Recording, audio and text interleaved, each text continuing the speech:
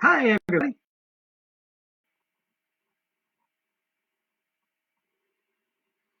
Oh, hello, folks.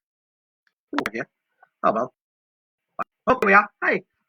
Hi, folks. Just wanted to make sure if anybody was watching, wasn't too sure. Now, with everything that's happening in the lockdown, we've all had the chance to do things we've always wanted to do. So, I've always wanted to try a little bit of this for everyone who's listening at work and everybody who is not listening. So, just with a little bit of practice, with a little bit of an old favourite of mine and favourite of the good old fashions, and if everybody grew up with him, Rick Mail. So, here's the credits.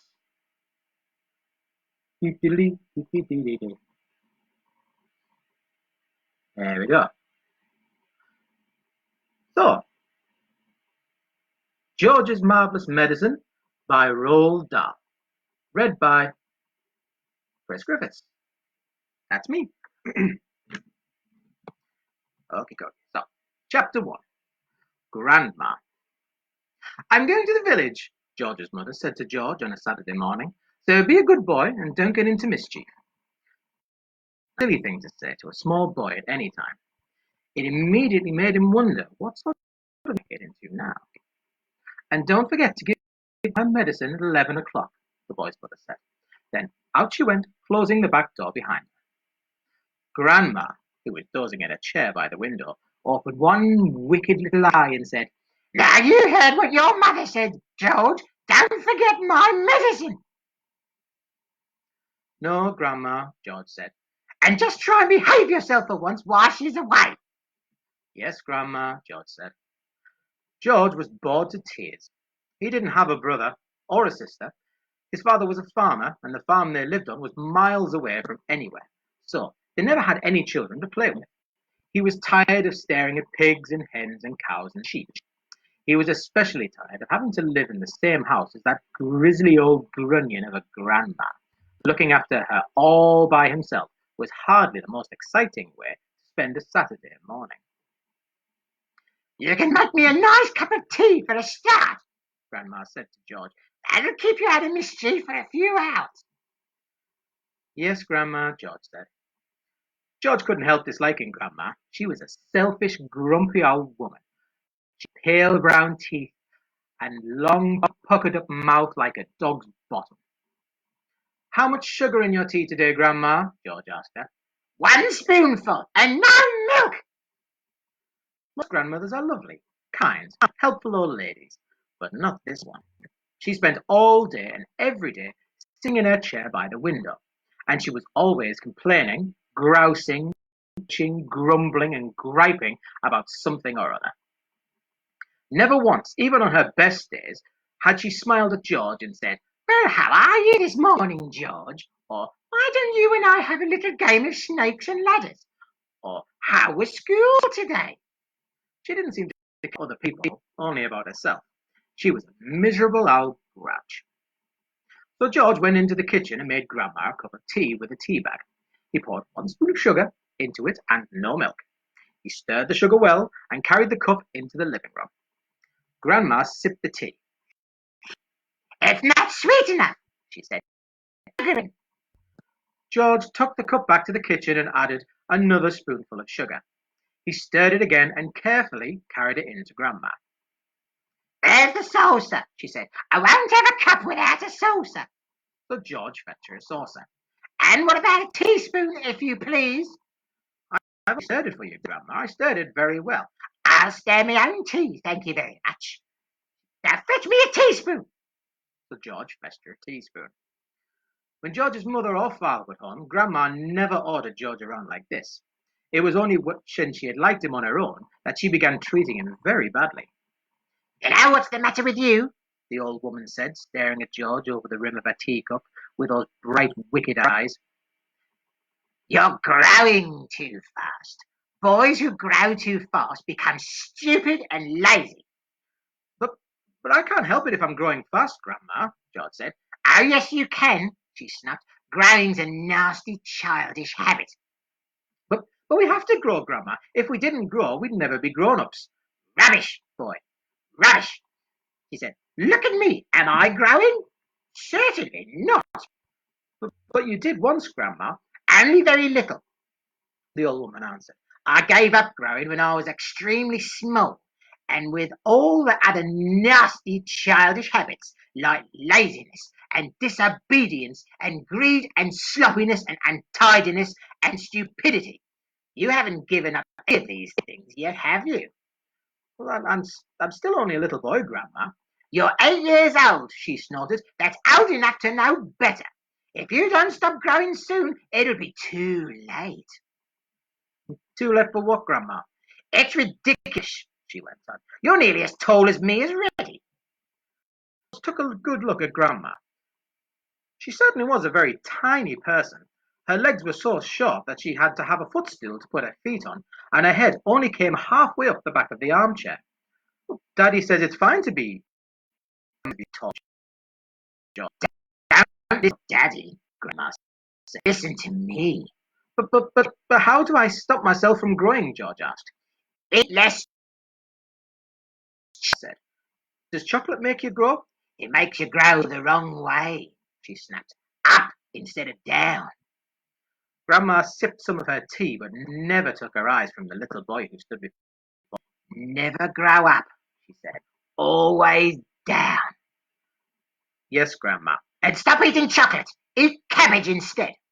Oh, not cabbage. Oh, I don't like cabbage, George said. It's not what you like or what you don't like, Grandma snapped. It's what's good for you that counts. From now on, you must eat cabbage 3 times a day. Mountains of cabbage. And if it's got caterpillars in it, so much the better. Ouch, George said.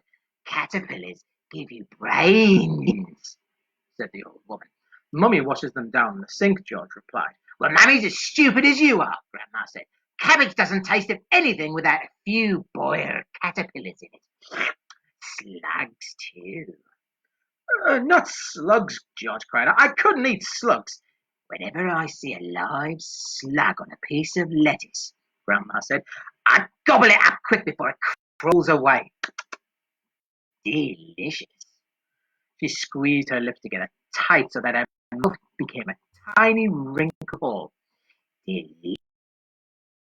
Worms and slugs and beetly bugs. You don't know what's good for you. You're joking, Grandma. I never joke.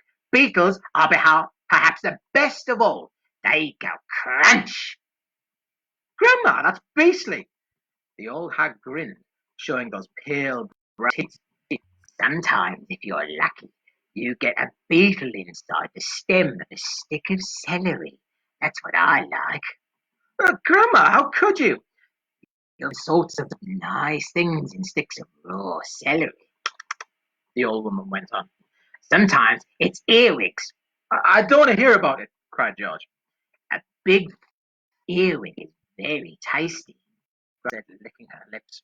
But you've got to be very quick, my dear. When you put one of those in your mouth, it has a pair of sharp nippers on its back end. So if it grabs your tongue with those, it never lets go. Now bite the earwig first, chomp, chomp, chomp, chomp, before it bites you. George started towards the door. He wanted to get as far away as possible from this filthy old woman. You're not trying to get away from me, are you? She said, pointing a finger straight at George's face. You're not trying to get away from Grandma. Little George by the door, staring at the old hag in the chair. She stared back at him. Could it be, he wondered, that she was a witch? He'd always heard stories that witches were only in fairy tales. Now he wasn't too sure. Come closer, little boy, she said, beckoning a little horny finger. Come closer to me, and I'll secrets. George didn't move. Grandma didn't move either. I know many secrets, she said, and suddenly she smiled.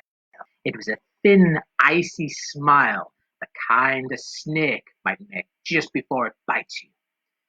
Come over here to Grandma, and she'll whisper secrets to you.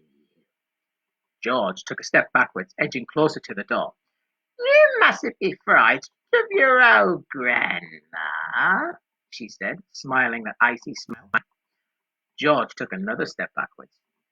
"Some of us," she said, and all at once she was leaning forward in her chair and whispering in a throaty sort of voice that George had never heard her use before.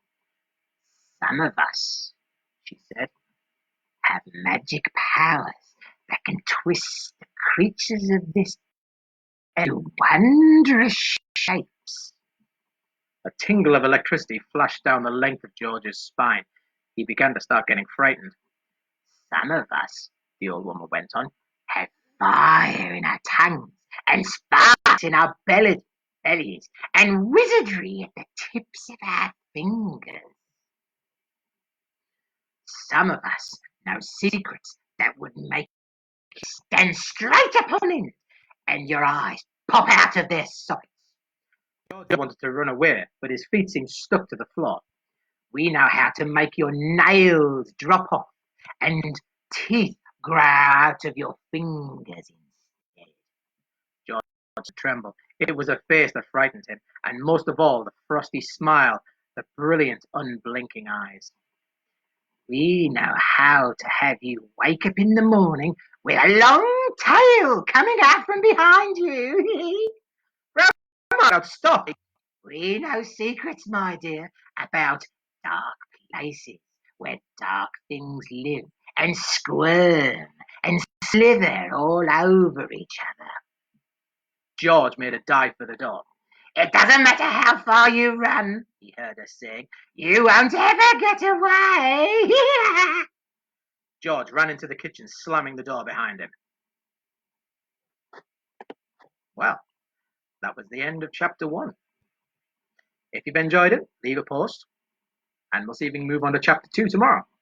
In the meantime, sweet dreams and stay safe, Facebook.